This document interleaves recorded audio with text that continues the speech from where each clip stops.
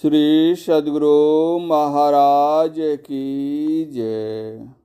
प्रातः स्मरणीय अनंत श्री विभूषित परमाराध्य संत सद्गुरु महर्षि में परमहंस जी महाराज के आशीर्वचन एवं सार उपदेश। शिव शक्ति का दर्शन। प्यारे लोगों, हम लोगों के समय में हम लोगों को अवश्य ही अच्छे गुरु मिले, जिस कारण भगवान बुद्ध, गुरु नानक, कबीर साहब आदि किन्हीं संत की वाणी को पढ़ते हैं तो वही ज्ञान मालूम होता है। सबकी लाठी एक सी नहीं होती, लाठी सहारा होती है। टेढ़ी सीधी सभी लाठियां सहारे हैं।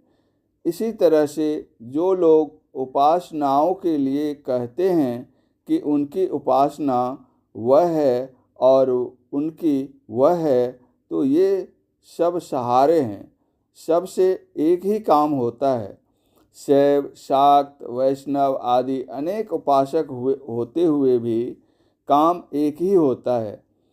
इस तरह यदि समझ जाओ तो स्पष्ट होगा कि अनेक उपासनाएं लिए जो अनेक संप्रदाय हैं, उनमें एक ही काम होता है। जानने के बाद भेदभाव नहीं रहता, परंतु यह क्यों जानना चाहिए? इसलिए कि इस संसार में आने जाने से छूट जाएं। जिस केंद्र पर पहुंचने पर संसार से छूटना होता है, वह केंद्र परमात्मा है। उसके अनेक नाम हैं। कोई ईश्वर, कोई अल्लाह, कोई गॉड कहते हैं। कोई कहते हैं कि वह केंद्र आत्म तत्व है। आत्म तत्व कहो, परमात्मा कहो, एक ही बात है। जैसे आकाश कहने से मठाकाश और महदाकाश दोनों का ज्ञान होता है, वैसे ही आत्मा कहने से जीवात्मा और परमात्मा दोनों का ज्ञान होता है। हाँ, यह अवश्य है कि हमारे यहाँ कितने ही वाद हैं, अद्वैत, द्वैत, त्रैत आदि, किंतु सबका केंद्र परमात्मा है। असीम अनंत तत्व जो महान है, वह दो नहीं हो सकता, एक ही एक है। दो कहने से दोनों जहाँ मिलेंगे वहाँ सीमा हो जाएगी। इसलिए अनादि अनंत तत्व एक ही होगा। जिस समय जिस वाद के प्रवर्तक और उसके मानने वाले विशेष रूप से होते हैं, उस वाद का प्रचार उस समय विशेष रूप से होता है। कभी अद्वैतवाद का डंका बजता है तो कभी द्वैत का।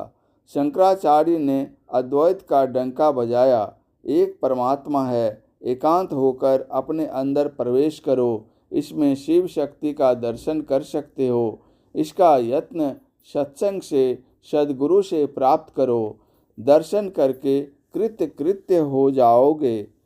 इसी का यत्न सभी संत बताते हैं। इसका यत्न जानो और कोशिश करके अपने अंदर की शिव शक्ति का दर्शन करो।